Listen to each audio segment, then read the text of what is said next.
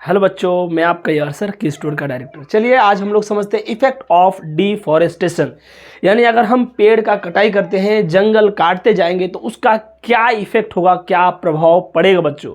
वैसे तो इसका प्रभाव अनगिनत है, यानी अगर हम डिफॉरेस्टेशन करते हैं, पेड़ पौधा को काटते जाते हैं तो इसका क्या क्या असर पड़ सकता है उतना भी हमें पता भी नहीं है। इसका क्या असर हो सकता है इन प्लांट्स का एक्सटिंक्ट के साथ साथ एनिमल्स का भी एक्सटिंक्शन हो जाए। फिर भी कुछ हम लोग कोशिश करते हैं एक एक करके आपको बताने का। बच्चों वीडियो स्टार्ट करने से पहले चैनल को सब्सक्राइब कीजिए और वीडियो को लाइक कीजिए। और चलिए अब हम लोग स्टार्ट करते हैं। Atmospheric carbon dioxide increase. बच्चों आपको पता है अगर हम डिफॉरेस्टेशन करते हैं, यानी पेड़ काटते हैं, जंगल काटते हैं, तो एटमॉस्फेयर में CO2 का लेवल बढ़ जाएगा। ये तो बच्चा क्लास वाला बात है, ये आपको समझ में आ जाना चाहिए, क्योंकि प्लांट्स फोटोसिंथेसिस के दौरान carbon dioxide gas, water, sunlight, ये सब को यूज करके क्या बनाता है बच्चों, कार्बोहाइड्रेट यानी ग्लूकोज बनाता है। मेरा आपसे सवाल है, जितना ज़्यादा प्लांट्स रहेगा उतना ज़्यादा फोटोसिंथेसिस होगा, और जितना ज़्यादा फोटोसिंथेसिस होगा उतना ज़्यादा एटमॉस्फेयर से कार्बन डाइऑक्साइड का यूज़ होगा, यानी एटमॉस्फेरिक कार्बन डाइऑक्साइड गैस कम होगा। क्या आप लोग मेरा बात को समझ पा रहे हैं? यानी जितना ज़्यादा प्लांट होगा उतना ज़्यादा CO2 का यूज़ होगा, और उतना ज़्यादा CO2 का लेवल कम कम कम कम रहेगा। अगर हम प्लांट काटेंगे तो प्लांट घटेगा, तो कार्बन डाइऑक्साइड का लेवल CO2 में बढ़ा हुआ रहेगा, क्योंकि हम CO2 रिलीज करते हैं ऑटोमोबाइल्स के थ्रू, चिमनीज के थ्रू, फैक्ट्रीज के थ्रू। एनिमल्स CO2 रिलीज करता है, लेकिन उस CO2 को सिर्फ कंज्यूम करता है प्लांट्स। अगर प्लांट्स नहीं रहेगा तो एटमॉस्फेयर में CO2 का लेवल बढ़ते रहेगा। सर CO2 का लेवल बढ़ जाने दीजिए, क्या दिक्कत है सर? दिक्कत है। CO2 का लेवल अगर बढ़ा हुआ रहेगा तो देखिए, अगर मैं यहां पर बोलूं ये प्लांट, ये ट्री कार्बन डाइऑक्साइड गैस को लेता है for photosynthesis, tree come atmospheric CO2 ज्यादा, ट्री कम एटमॉस्फेरिक CO2 ज्यादा, CO2 ज्यादा तो ग्लोबल वार्मिंग ज्यादा। ग्लोबल वार्मिंग एक अलग से टॉपिक आएगा, बस ये ध्यान रखिए कि CO2 ज्यादा होगा तो टेम्परेचर, अर्थ का एवरेज टेम्परेचर बढ़ जाएगा। इतना ध्यान रखना है आपको। अभी जो टेम्परेचर में अर्थ का एवरेज, वो एवरेज टेम्परेचर अर्थ का बढ़ते रहेगा हर साल। अगर CO2 का लेवल बढ़ते गया तो सर CO2 का लेवल बढ़ा, टेम्परेचर बढ़ा, थोड़ा बढ़ गया, क्या दिक्कत है? दिक्कत है। क्या दिक्कत है? अगर अर्थ का टेम्परेचर बढ़ेगा तो ग्लेशियर्स पिघलेगा, यानी जो ग्लेशियर्स है, जो हिमालय के ऊपर जो चोटी है बर्फ का, वो पिघलना शुरू हो जाएगा। सर अभी भी तो पिघल रहा है। नहीं, ज्यादा पिघलेगा, क्योंकि अभी से हम लोग मानते हैं कि CO2 का लेवल बढ़ गया, तो अभी से टेम्परेचर और ज्यादा होगा, और ज्यादा होगा तो ज्यादा पिघलेगा, ज्यादा पिघलेगा तो फ्लड आएगा। क्या आएगा बच्चों? फ्लड। एक तरफ तो फ्लड आ रहा है, बाढ़ आ रहा है, दूसरी तरफ सूखा भी पड़ सकता है बच्चों। क्या पड़ सकता है? सूखा। तो ध्यान रहे बच्चों, सूखा भी पड़ सकता है और बाढ़ भी आ सकता है। किसके कारण? सिर्फ CO2 का बढ़ने के कारण। क्यों बढ़ा? क्योंकि हमने, अब सर इसको रिवर्स कीजिए, अगर हमें CO2 का लेवल मेंटेन रखना है, डाउन रखना है, तो हमें ज्यादा से ज्यादा प्लांट्स लगाना पड़ेगा। दूसरा, बायोडाइवर्सिटी लॉस। प्लांट लॉस होने के साथ साथ उस प्लांट से रिलेटेड जो भी एनिमल्स रहेगा वो भी लॉस होगा। हमें पता नहीं है कौन सा एनिमल्स किस प्लांट के ऊपर निर्भर करता है, आपको पता होना चाहिए बच्चों। बहुत सारा ऐसा प्लांट्स है, जो बहुत सारा ऐसा एनिमल है जिसका बीच में सिम्बायोटिक रिलेशनशिप है, यानी एक खत्म तो दूसरा खत्म। चलिए उसको भी अगर हम साइड में करते, अगर हम देखेंगे कि अगर हम जंगल से पेड़ हटा देंगे तो एनिमल्स कहाँ रहेगा बच्चों?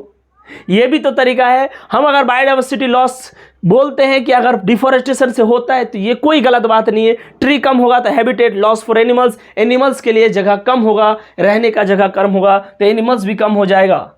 और तीसरा point, soil erosion. Soil erosion का मतलब यह है, अगर ट्री ज्यादा रहेगा किसी भी इलाका में, मानिए, तो वहां जो सॉइल का अपर लेवल है, अगर किसी तरह से पानी आ गया तो भाई वो बहेगा नहीं, यानी वहां से वो बह के एक जगह से दूसरा जगह नहीं जाएगा। अगर ट्री रहेगा तो सॉइल का फर्टिलिटी मेंटेन रहेगा, सॉइल का अपर लेवल में ही ज्यादातर मिनरल्स वगैरह पाया जाता है। और अगर नहीं रहा ट्री तो वो बह के कहीं और चल जाएगा, और वो सॉइल धीरे धीरे इनफर्टाइल हो जाएगा, यानी सॉइल का क्वालिटी खराब हो जाएगा। तो प्लांट जो है वो सॉइल को होल्ड भी करता है। चलिए उसके बाद डिस्टरबेंस इन हाइड्रोलॉजिकल साइकिल। अभी जो हमारा हाइड्रोलॉजिकल साइकिल है यानी बरसात का मौसम है, किस टाइम किस हिसाब से बारिश होना चाहिए, अगर प्लांट्स कम होगा तो उसमें भी डिस्टरबेंस होगा, यानी हाइड्रोलॉजिकल साइकिल भी गड़बड़ हो जाएगा। तो ध्यान रखना बच्चों, पेड़ कटने का कितना सारा, वैसे तो हम ये पढ़ रहे हैं और भी बहुत सारे नुकसान है, बहुत सारा प्रॉब्लम है। बेसिकली पेड़ कटे, ग्लोबल वार्मिंग बढ़ा, ग्लोबल वार्मिंग बढ़ा, अर्थ का एवरेज टेम्परेचर बढ़ेगा, ग्लेशियर्स पिघलेगा, हैबिटेट लॉस हो जाएगा, पेड़ काटेंगे तो बायोडाइवर्सिटी यानी और भी अदर लिविंग्स भी कम होने लगेगा, सॉइल इरोजन होगा, डिस्टर्बेंस इन हाइड्रोलॉजिकल साइकिल। बच्चों अब आपको करना क्या है, जो भी बताया गया है इसको लिखना है। और अब मैं आपको कुछ ऐसा चीज़ें बताऊंगा जो इस टॉपिक का हिस्सा नहीं है, यानी इफेक्ट ऑफ डिफॉरेस्टेशन नहीं है, वो ये है कि और भी छोटा मोटा तरीका से कैसे कैसे लोग डिफॉरेस्टेशन को प्रमोट करते हैं, डिफॉरेस्टेशन हो रहा है। एक दो पॉइंट और है, उसके बाद हम लोग इस लेक्चर को एंड करेंगे। बच्चों आपको करना क्या है, लिखना है, जल्दी से लिखिए। हाँ बच्चों देखिए यहाँ पर जो है शिफ्टिंग कल्टीवेशन क्या है, या फिर अगर बात किया जाए तो जूम कल्टीवेशन क्या है, जूम कल्टीवेशन कहा जाए, शिफ्टिंग कल्टीवेशन कहा जाए। ये प्रैक्टिस किया जाता है ज़्यादातर इंडिया का नॉर्थ ईस्टर्न स्टेट्स में। ये भी एक प्रकार का डिफॉरेस्टेशन ही है, यानी इसके चक्कर में भी डिफॉरेस्टेशन होता है।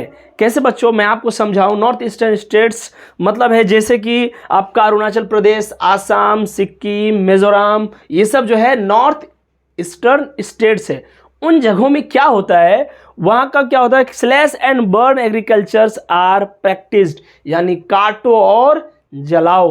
वहाँ के लोग क्या करते हैं, काटते हैं और जलाते हैं। अब देखिए नॉर्थ ईस्टर्न स्टेट्स के लोग ऐसा करते हैं, वहाँ के जो ट्राइबल कम्युनिटीज़ हैं, ट्राइबल कम्युनिटीज़ मतलब जो जंगल के अगल बगल रहते हैं, वो ट्राइबल कम्युनिटीज ऐसा काम करते हैं।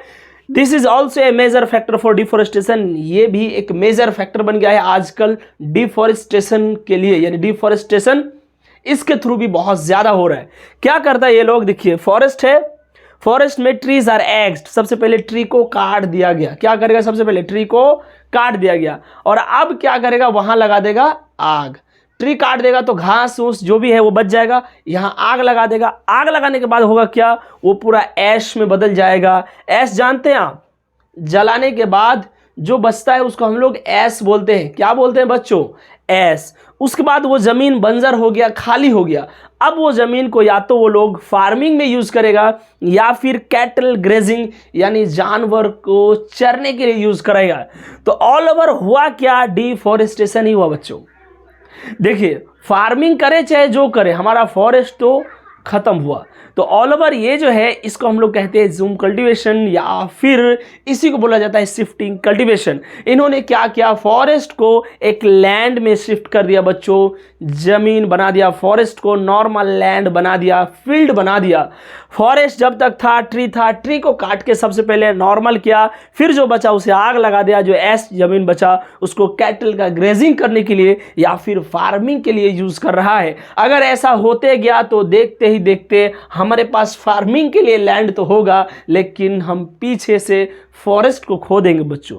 तो ये भी एक फैक्टर है, ये भी एक प्रॉब्लम है जो कि नॉर्थ ईस्टर्न स्टेट्स में यूज़ किया जाता है, इसको प्रैक्टिस किया जाता है, जैसे कि मिजोरम, उसके बाद अरुणाचल प्रदेश, आसाम, सिक्किम वगैरह में ऐसा किया जाता है। नागालैंड भी आ रहा है उसी तरफ। तो देखिए बच्चों, इसमें मैंने आपको बताया स्लैश एंड बर्न एग्रीकल्चर, यहाँ से क्वेश्चन आता है। ये पॉइंट्स आपका एनसीईआरटी का है, इतना डिटेल में नहीं है, बट ये है। जैसे आपका माइंड में आएगा शिफ्टिंग कल्टीवेशन या फिर zoom cultivation, slash and burn agriculture भी इसको कहा जाता है, यानी काटो और जलाओ और फिर उसके बाद एग्रीकल्चर करो। तो बच्चों ये जो पढ़ाया गया आपको, ये लेक्चर जो है, इसके बाद हम लोग जो लेक्चर स्टार्ट करेंगे उसमें कुछ नया होगा। और मुझे ऐसा लग रहा है कि अब एक लेक्चर बाद, यानी इसके बाद एक लेक्चर और होगा, उसके बाद हम लोग स्टार्ट करेंगे पॉल्यूशन। क्या स्टार्ट करेंगे बच्चों, पॉल्यूशन। बहुत इंटरेस्टिंग टॉपिक है, मजा आएगा आपको, और जितना अच्छे से चल रहा है मुझे बहुत अच्छा लग रहा है, आपको भी अच्छा लग रहा है बच्चों।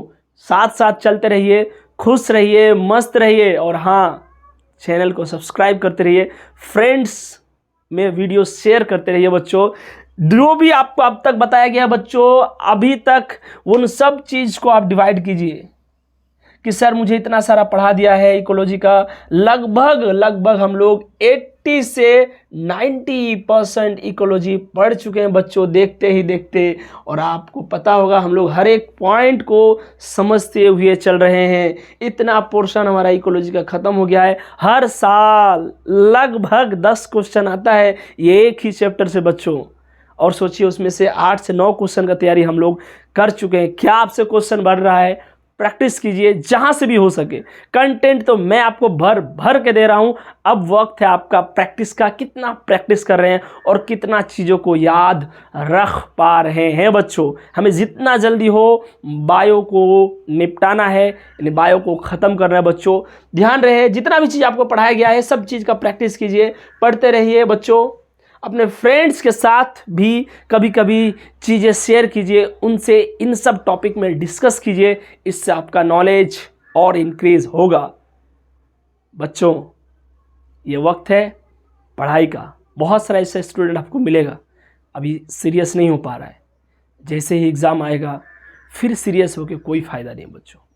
अगर रियली कुछ करना है तो सीरियस होना पड़ेगा। अगर आप सीरियस नहीं हो पा रहे हैं तो मान लीजिए आपसे कुछ नहीं होगा। अगर अभी आप सीरियस नहीं हो रहे, अगर अभी 2-2, 3-3 घंटा आपसे बैठा नहीं जा रहा है, तो फिर 10-10 घंटा काम करने के लिए फ्यूचर में रेडी रहिए बच्चों। इसीलिए बहुत चल रहा है हंसी मजाक, मैं भी बहुत सारा बातें आपको बताता हूँ, समझाता हूँ, बट तभी ठीक रहेगा जब आप इसको फॉलो करें। और क्या ही बताएं बच्चों, ये नीट बहुत आसान नहीं है, बहुत टफ तो नहीं है बट बहुत आसान भी नहीं है। अगर आप सिर्फ रेगुलर क्लास करते हुए चलेंगे हमारे साथ साथ तो भी आपका आराम से निकल जाएगा। लेकिन दिक्कत क्या है कि हम वो रेगुलरिटी भी मेंटेन नहीं कर पा रहे।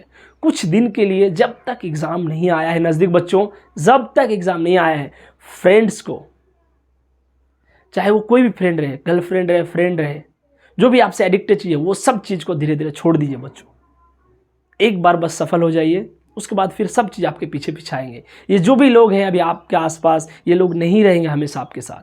आप क्यों नहीं समझ रहे हैं? आपके पापा के भी फ्रेंड्स थे, मेरे पापा के भी फ्रेंड्स थे, आज कहाँ चले गए वो लोग? आज अपना समस्या खुद सॉल्व करना पड़ रहा है हमें बच्चों। कोई नहीं रहेगा आपके साथ। एग्ज़ाम क्लियर हो जाएगा, अच्छा है, सब आपके पीछे आ जाएंगे। लाइफ में फेलियर होकर रह गए, कोई काम नहीं आएगा। अभी आप लोग जोश में होंगे, होश मत खोइए बच्चों, अपने आप को कंट्रोल कीजिए। जब तक एग्ज़ाम है, आप अगर 12th कर चुके हैं, अगर 1 साल में देना चाहते हैं उस हिसाब से तैयारी कीजिए। अगर 10th करके अगर आप 11-12 के साथ नीट का तैयारी कर रहे हैं तो 2 साल एकदम अपने आप को दुनिया से डिस्कनेक्ट कर लीजिए बच्चों। छोटा सा मोबाइल रखिए, बड़ा मोबाइल रहे, अगर आप लैपटॉप पे क्लास कर रहे हैं, स्मार्टफोन से कर रहे हैं, सिर्फ जब तक क्लास करेंगे तब तक बच्चों। नहीं निकलता है। अभी आप लोग एग्ज़ाम हुआ देखें आपका फ्रेंड्स का, इतना आसान नहीं है। रोते फिरते हैं बच्चे। यार कुछ दिन मेहनत कर लेते अगर हम सीरियसली, 2 साल 3 साल, फिर जीवन भर हंसते रहेंगे यार। नहीं तो जीवन भर क्यों ताना बर्दाश्त करें? क्यों हम ये पागलपंती कर रहे हैं? क्यों हमें नहीं आ रहा समझ में? हम 2-3 साल सीरियस क्यों नहीं हो पा रहे हैं बच्चों? बहुत हो गया। अब आपको पढ़ना पड़ेगा, मेहनत करना पड़ेगा। जहाँ से भी जो भी चीज़ें पढ़ रहे हैं सीरियसली पढ़िए। जिन लोगों से भी बहुत ज़्यादा लगाव है, आपका फ्रेंड्स है जो भी है, उन्हें कुछ दिन के लिए बोल दीजिए बाय, मुझे कुछ करना है यार, कुछ दिन तुम मुझे डिस्कनेक्टेड रहो, कुछ दिन मुझे अलग रहने दो। खुद को रियलाइज़ कीजिए, पहचानिए और मेहनत कीजिए बच्चों। ठीक है बच्चों, जो भी चीज़ें बताया जा रहा है आपको ध्यान रखिए। और अब हम लोग फिर मिलते हैं नेक्स्ट लेक्चर में एक नया टॉपिक के साथ। थैंक्स बच्चों।